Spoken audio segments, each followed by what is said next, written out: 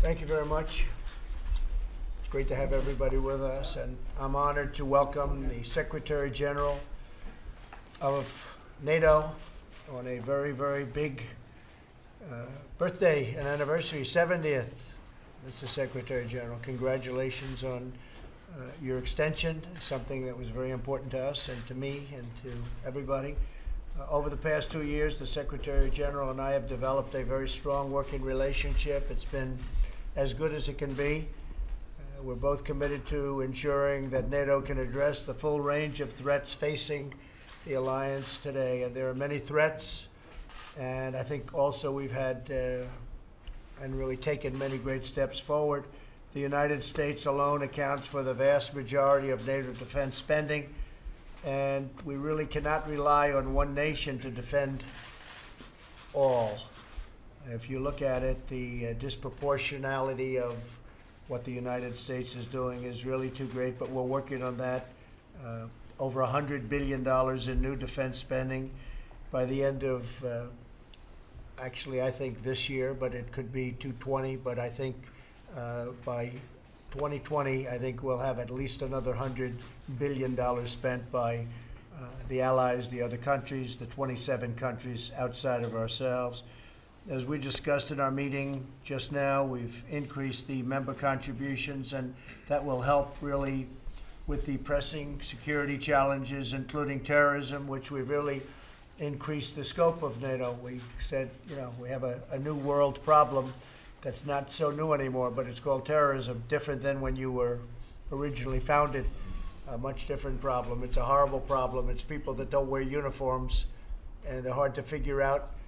But we've been very successful in Syria. We've got now 100% of the caliphate. We did it very rapidly, much faster than I was told it could be done. Our people did a fantastic job. So I just want to thank you very much for being here, Mr. Secretary General. It's been an honor to work with you. I would like you to extend my thanks to all of the allies. They have really put up a lot more money than they have in the past.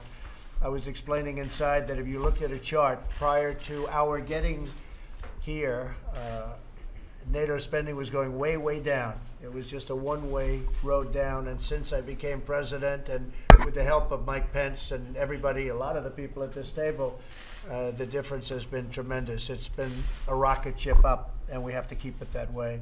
So thank you very much, and please, I'd like to say a few words.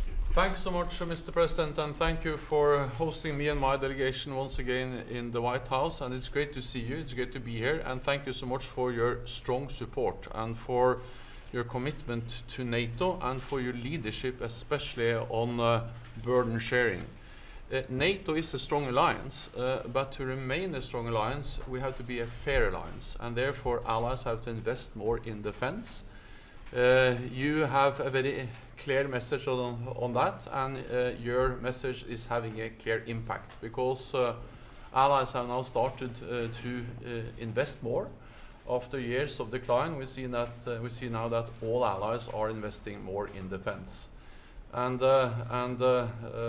since 2016, they have added more than 40 billion already. By 2020, it will be, as you said, 100 billion. And then we expect that to continue to grow. We need to do more, and therefore burden sharing, the defense investments, is a top priority for me in all my engagements with different NATO allies. We are also stepping up our fight against terrorism. All NATO allies participate in the US-led global coalition to defeat ISIL.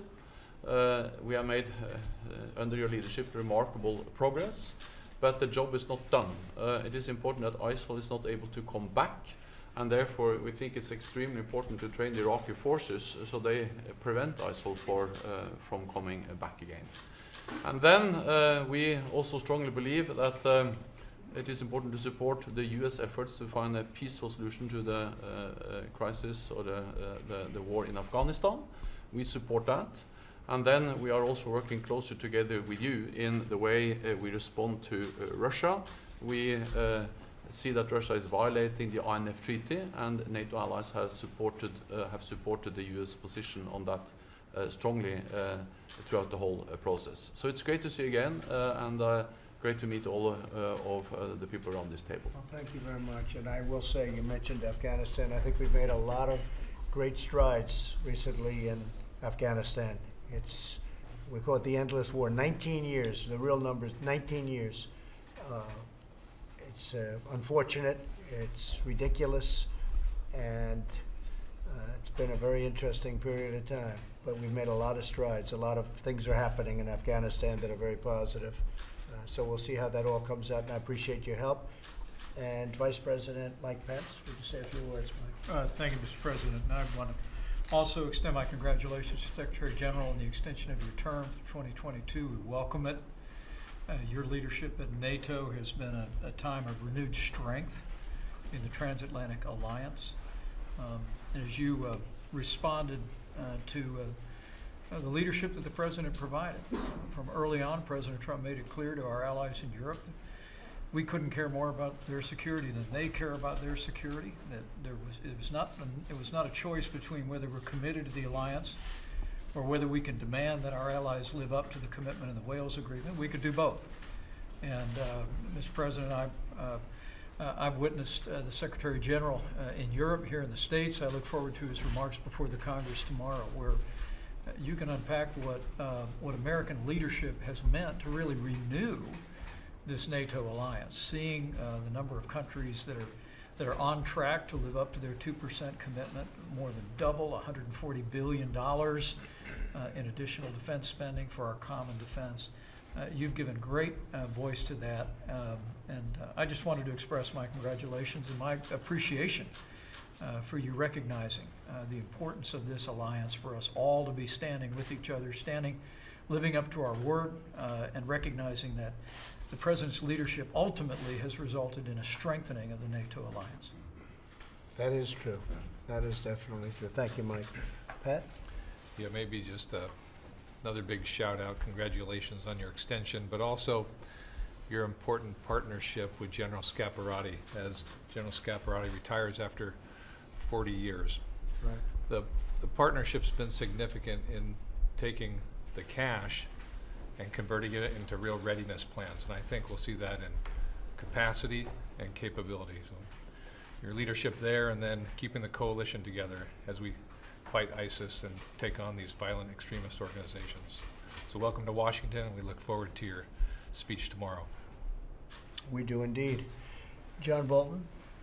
Thank you, Mr. President. Congratulations. I think the work that you and the President have done to get the burden sharing more equitably spread, to get closer to the 2% target that NATO allies themselves agreed in 2014 is very important. Now, of course, we all have the common challenge of making sure it's spent efficiently and in connection with agreed upon strategies. So a lot of hard work done, but a lot of hard work remains. We look forward to working with you on it.